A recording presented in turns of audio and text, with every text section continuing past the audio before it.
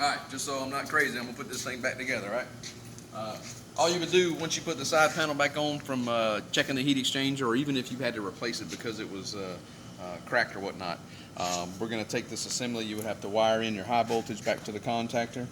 You would have to wire up your low voltage back to your, your low voltage connections for your hot, your common, your Y, your G, all that standard stuff. But we're going to put the burner assembly back in. Like I said, those two screws that are backwards facing than everybody else, they're there to align the burner assembly back in the right spot.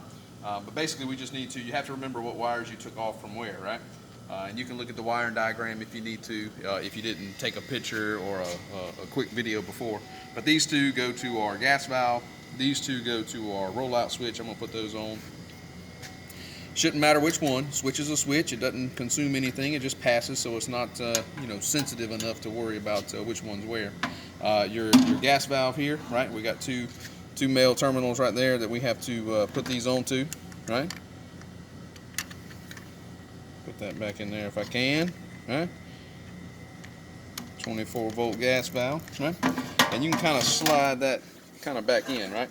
So before you do, you have to remember that you've got a flame sensor wire and also your spark ignition on this particular model. Just make sure, earlier I grabbed the wire a little bit high and pulled out. You don't want to do that because you can pull it out of the terminal and you'd have to redo that in. But just for video clarity, trying to give you something to look at.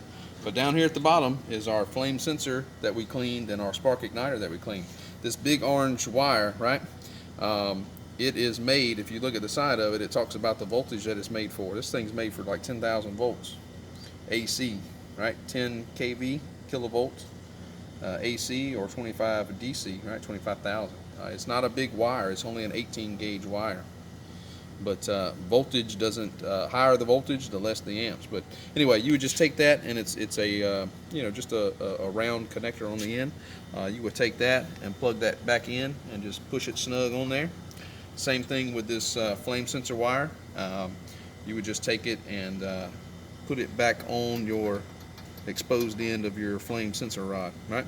And now you've pretty much got everything connected back as far as the wiring for the gas valve and the flame sensor or whatnot. And you just really set it back down in there. And as long as you get on those, make sure it doesn't pinch or anything down here. But as long as you get it on those two screws that we talked about, it'll slide right in. I'm gonna get down here. There it goes. You just snap it in real quick, right? Like I said, just make sure nothing's pinched or has come loose. And then what's going to keep it in there is this one last screw, that 5/16 that we took out. The first thing we did. You would actually. I